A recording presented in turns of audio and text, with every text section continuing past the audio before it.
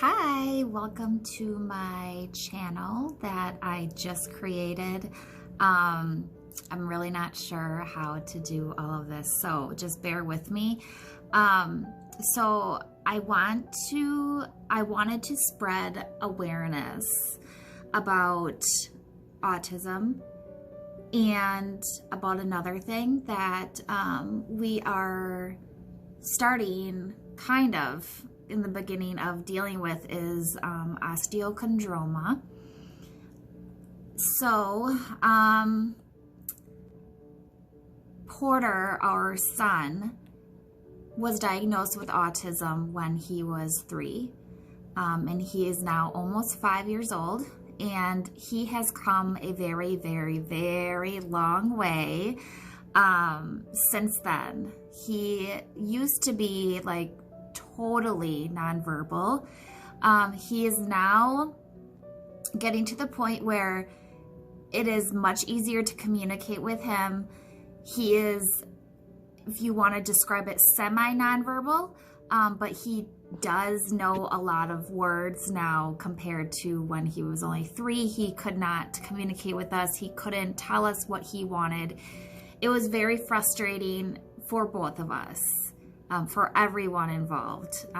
So Porter would be very frustrated, screaming, crying, and I have to think that it had a lot to do with not being able to communicate, and he was frustrated over that. So that's one thing that we're going to be kind of focusing on this channel. And then the other thing is osteocondroma, which is, my husband has it, Nick, he has it, he was born with it. My mother-in-law, his mom, discovered it when he was 3 or 4. And osteochondroma are tumors on the bones that grow on the bones, and they are non-cancerous. Most of the time they're non-cancerous. Like, I think there's a percentage of 90-some% of all cases are non-cancerous. So that's a good thing. But it can affect you dramatically depending on how severe you have it and where they grow and everything. So we did just get a diagnosis that Camilla has it as well. She was complaining about her hands hurting for about like 3-4 weeks. So we knew that there was a chance that both of our children would have a chance of getting it, because it is, it can be transferred from a parent to their children. So we knew in the back of our minds that there was always a potential chance of having them have it as well. Camilla did have x-rays done about a couple weeks ago, and they x-rayed both of her hands, and it showed that the majority of the osteochondroma was in her left hand, and she had one in her right hand. So, we'll be going into a lot more of what's going to happen with her. We do have an appointment coming up at Children's Hospital in Milwaukee next week. So we'll know more from there, and then we're also going to be getting a second opinion from Shriners in Chicago. That is actually the hospital that Nick went to when he was younger, and where he got all of his surgeries, because he had quite a bit of surgeries when he was younger. So yes, so that's the reasoning behind all of this.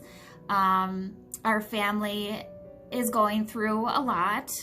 But we'll all get through it. It's kind of like a sticker shock when we found out that Camilla had it. And I don't want to say that it's another thing to deal with, another health-related kind of condition, whatever, to deal with.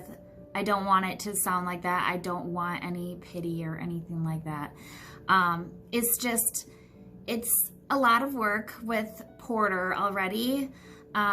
He's such a energetic little boy, but it does, like, it gets exhausting sometimes.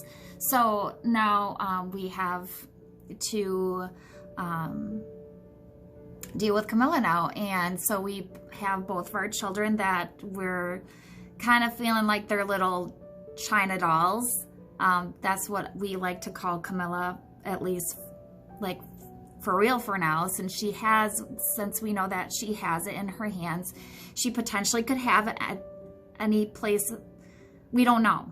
We don't know anything really quite yet about anything else. So, but I wanted to make my first video and then just start off and then go from there. So, stay tuned. I will be posting more videos and everything like that, but I just wanted to get one started so everyone knows what's going on. All right, so yeah, so if you have any questions or anything like that, feel free to post any questions below, and like this video, subscribe to my channel, and great. So yeah, thanks for watching my first official YouTube video, and stay tuned.